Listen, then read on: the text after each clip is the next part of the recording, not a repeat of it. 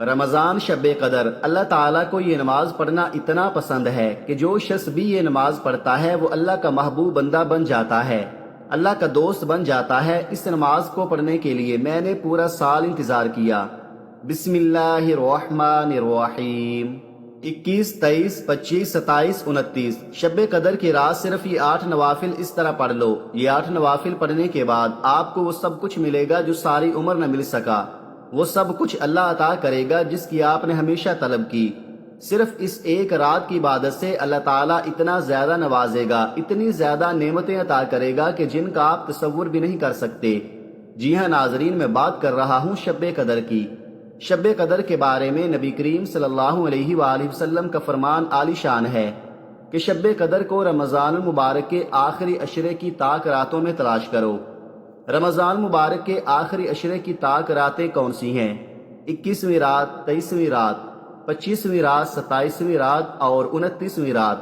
لیکن بہت سے بزرگان دین اور صحابہ کرام کا کہنا ہے کہ شب قدر کی رات 27ویں رات ہے، تو الحمدللہ 27ویں رات بھی بہت جلد آ جائے گی۔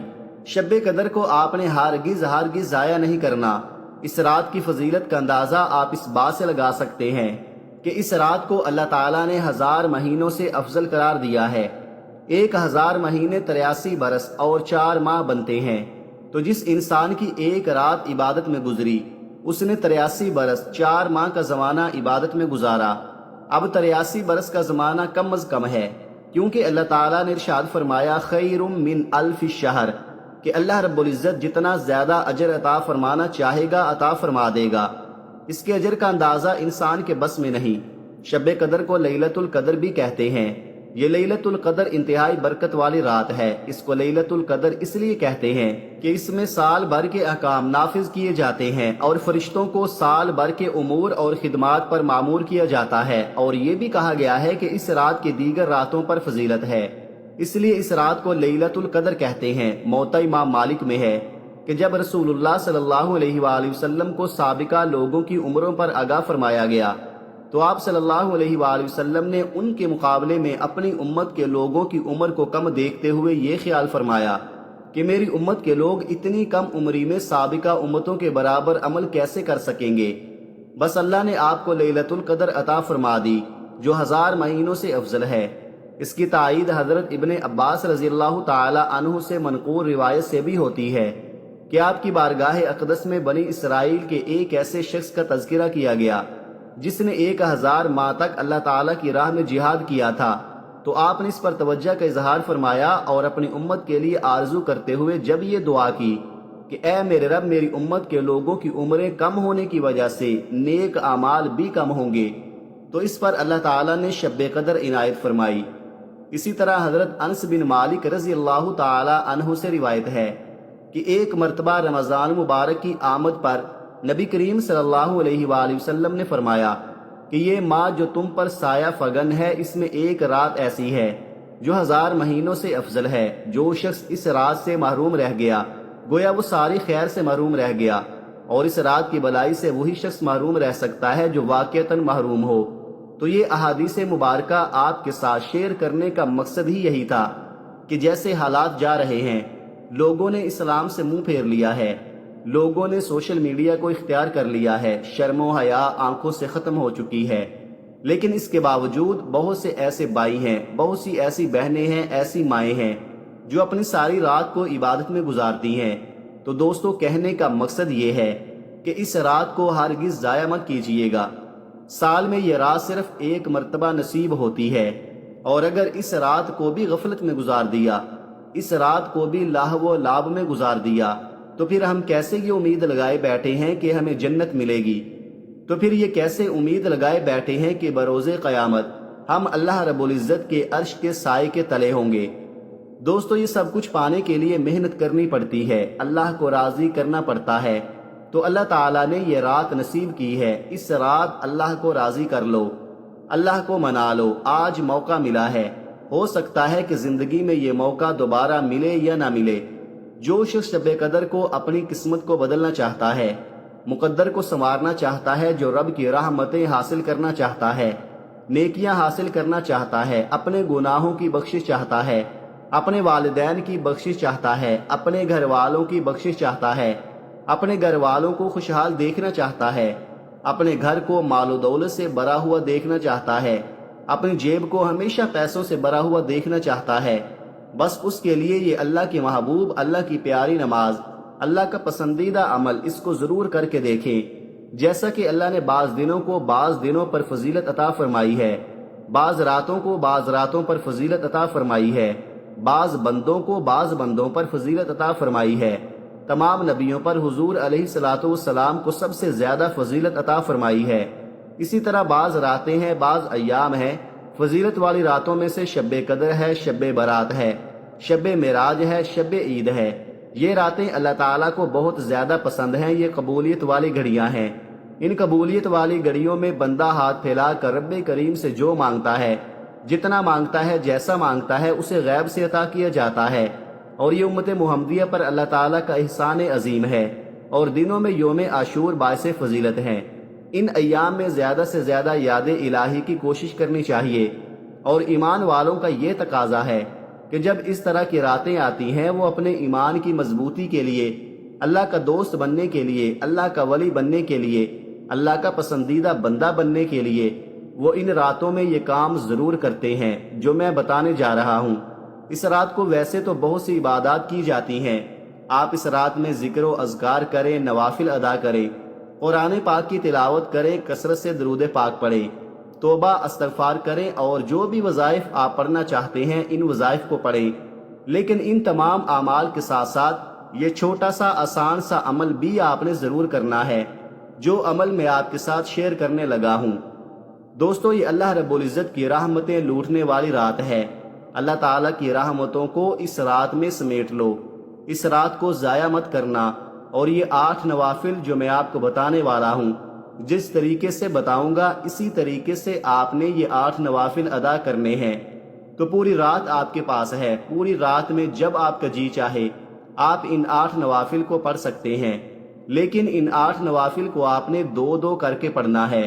2 نوافل آپ نے پڑھ لیے، سلام پھیر لی، پھر دوبارہ 2 نوافل کی نیت کرنی ہے، سلام پھیرنی ہے، پھر دوبارہ 2 نوافل کی نیت کرنی ہے، سلام پھیرنی ہے، اور پھر دوبارہ 2 نوافل کی نیت کرنی ہے اور سلام پھیرنی ہے۔ اب یہ 2 نوافل کی جو آپ نے نیت کرنی ہے، نیت آپ نے ایک ہی کرنی ہے۔ وہ نیت یہ ہے، 2 رکعت نماز صلاۃ الحاجت پڑھتا ہوں یا پڑھتی ہوں خاص اللہ واسطے، منہ میرا کعبہ کی طرف، اللہ اکبر۔ اس طریقے سے آپ نے 2 نوافل کی نیت کرنی ہے۔ نیت کرنے کے بعد آپ نے پہلی رکعت میں سورہ فاتحہ کے بعد 7 مرتبہ سورہ اخلاص پڑھنی ہے۔ اسی طرح دوسری رکعت میں بھی آپ نے سورہ فاتحہ کے بعد 7 مرتبہ سورہ اخلاص پڑھنی ہے، اور پھر آپ نے سلام پھیرنی ہے۔ اس طرح آپ کے پہلے 2 نوافل مکمل ہو جائیں گے۔ پھر اسی طریقے سے آپ نے دوبارہ 2 نوافل کی نیت کرنی ہے کہ 2 رکعت نماز نفل صلاۃ الحاجت پڑھتا ہوں یا پڑھتی ہوں خاص اللہ کے واسطے، منہ میرا کعبہ کی طرف، اللہ اکبر۔ ان نوافل میں بھی آپ نے اسی طریقے سے سورہ فاتحہ کے بعد دونوں رکعتوں میں 7 مرتبہ سورہ اخلاص پڑھنی ہے۔ یہ 2 نوافل ادا کرنے کے بعد دوبارہ 2 نوافل کی آپ نے اسی طریقے سے نیت کرنی ہے۔ ان نوافل کو بھی پڑھنے کے بعد آخری 2 نوافل کی نیت بھی آپ نے اسی طریقے سے کرنی ہے، اور ہر رکعت میں سورہ فاتحہ کے بعد آپ نے 7 مرتبہ سورہ اخلاص پڑھنی ہے۔ جب آپ یہ 8 نوافل پڑھ لیں تو اسی جگہ بیٹھ کر آپ نے فوری طور پر حضور اکرم صلی اللہ علیہ وآلہ وسلم کی ذات مبارکہ پر 3 بار درود پاک پڑھنا ہے۔ درود پاک آپ کوئی سا بھی پڑھ سکتے ہیں، آپ مختصر اور آسان سا درود صلی اللہ علیہ محمد پڑھ لیں، آپ صلی اللہ علیہ وآلہ وسلم پڑھ لیں، یا آپ نماز والا درود ابراہیمی پڑھ لیں تو یہ سب سے بہتر ہے، کیونکہ درود ابراہیمی کی فضیلت و برکت سب سے زیادہ ہے۔ میں آپ سے یہی کہوں گا کہ نماز والا درود ابراہیمی ہی پڑھیں، کیونکہ روایات میں آتا ہے کہ ہمارے پیارے آقا صلی اللہ علیہ وآلہ وسلم بھی تمام درودوں میں درود ابراہیمی کو ہی سب سے زیادہ محبوب رکھتے تھے۔ تو ایک بار حصول برکت اور ثواب کی نیت سے میرے ساتھ بھی پڑھیے گا۔ اللہم صلی علی محمد وعلی آل محمد کما صلیت علی ابراہیم وعلی آل ابراہیم انک حمید مجید۔ اللہم بارک علی محمد وعلی آل محمد کما بارکت علی ابراہیم وعلی آل ابراہیم انک حمید مجید۔ 3 بار درود پاک پڑھتے ساتھ ہی فوری طور پر آپ نے اپنے خاص مقصد خاص حاجت کی نیت کرنی ہے۔ آپ کو رزق چاہیے رزق مانگ لیں، دولت چاہیے دولت مانگ لیں، جس کو جو بھی چاہیے آج مانگ لینا، کیونکہ آج یہ وظیفہ پڑھتے دوران آپ جس مقصد جس حاجت کی نیت کر کے بیٹھیں گے 100% گارنٹی سے وہ مقصد پورا ہو کر رہے گا انشاءاللہ۔ آپ نے اپنے مقصد کی نیت کرتے ساتھ ہی فوری طور پر ایک بار اعوذ باللہ من الشیطان الرجیم بسم اللہ الرحمن الرحیم پڑھ کر وظیفے کا آغاز کرنا ہے۔ یاد رکھیے جس کام کے شروع میں تعوذ اور تسمیہ پڑھ لیا جاتا ہے اس میں خیر ہوتی ہے، اس میں برکت ہوتی ہے، اس میں سلامتی ہوتی ہے۔ جب آپ نے اپنے خاص مقصد کی نیت کر لی، تعوذ اور تسمیہ پڑھ لیا، تو اب جو وظیفہ آپ نے پڑھنا ہے یہ بڑا خاص عمل ہے، یہ بڑا خاص وظیفہ ہے۔ اس عمل کو پڑھنے والا اللہ کا لاڈلا بن جاتا ہے۔ ویسے تو آپ نے بہت سارے اعمال پہلے بھی پڑھے ہوں گے، لیکن آج کا یہ وظیفہ آپ کی بند قسمت کو کھول دے گا۔ آپ نے اللہ الصمد کو پڑھنا ہے۔ اللہ الصمد رب کی صفت بھی ہے اور سورہ اخلاص کی دوسری آیت بھی ہے۔ اللہ الصمد کا مطلب ہے کہ اللہ بے نیاز ہے۔ اللہ کی بے نیازی کیا ہے؟ وہ جب دینے پر آتا ہے نہ شکلیں دیکھتا ہے نہ ہی اعمال دیکھتا ہے، چھپڑ پھاڑ کر عطا فرماتا ہے۔ اللہ کی بے نیازی یہ ہے کہ وہ بے روزگاروں کو روزگار دیتا ہے، بے اولادوں کو اولاد دیتا ہے، بن مانگے ہمارے اخراجات کو پورا کرتا ہے اور مانگنے والوں کو رزق اور دولت سے مالا مال کر دیتا ہے۔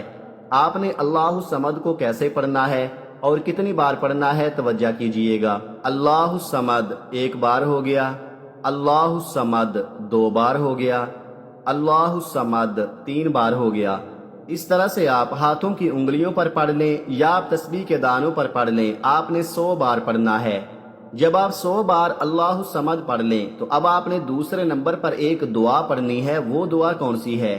آپ نے اللہم اجرنا من النار اس دعا کو پڑھنا ہے، جس کا ترجمہ ہے اے اللہ مجھے جہنم کی آگ سے بچا۔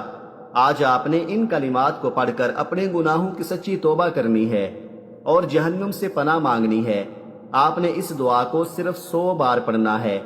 جب آپ یہ تینوں عمل مکمل کر لیں، پہلے نمبر پر 8 نوافل 2 کر کے ادا کر لیے، دوسرے نمبر پر 100 مرتبہ اللہ الصمد پڑھ لیں، تیسرے نمبر پر 100 بار اللہم اجرنا من النار اس دعا کو پڑھ لیں، تو اب اس کے بعد آپ نے آخر میں پھر 3 بار نبی کریم صلی اللہ علیہ وآلہ وسلم کی ذات اقدس پر درود پاک پڑھنا ہے۔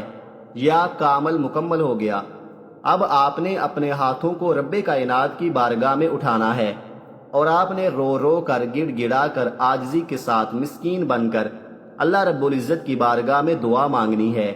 سب سے پہلے اپنے گناہوں کی معافی کی دعا مانگے کہ اے میرے پروردگار میرے کبیرہ صغیرہ گناہوں کو معاف کر دے۔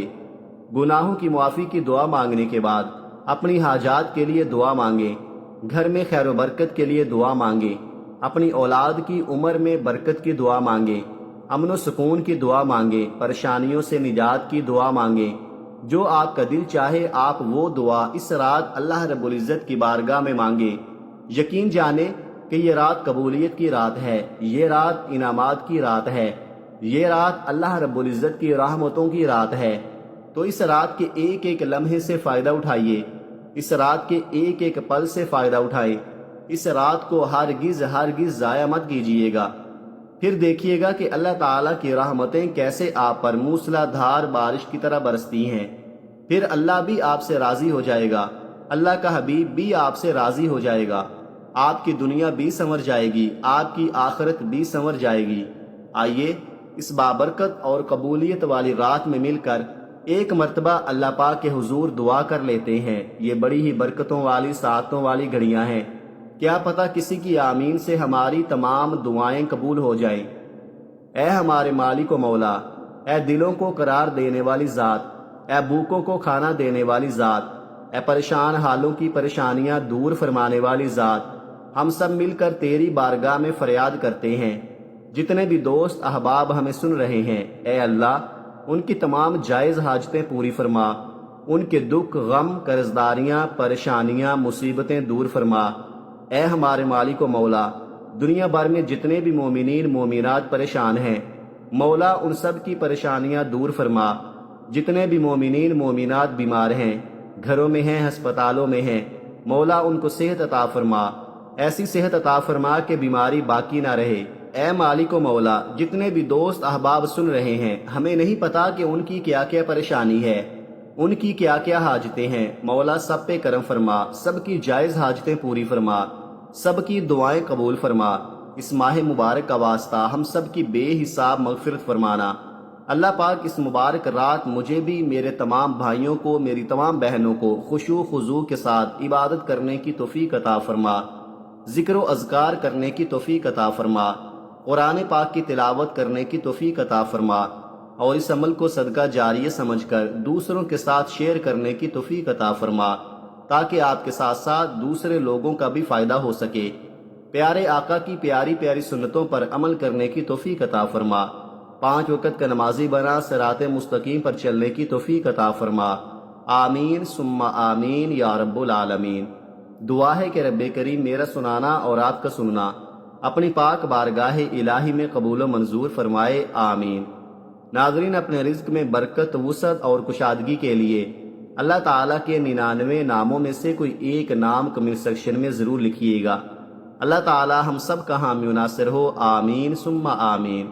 اپنا بہت سارا خیال رکھیے گا اور مجھے بھی اپنی نیک دعاؤں اور نیک تمناؤں میں لازمی یاد رکھیے گا۔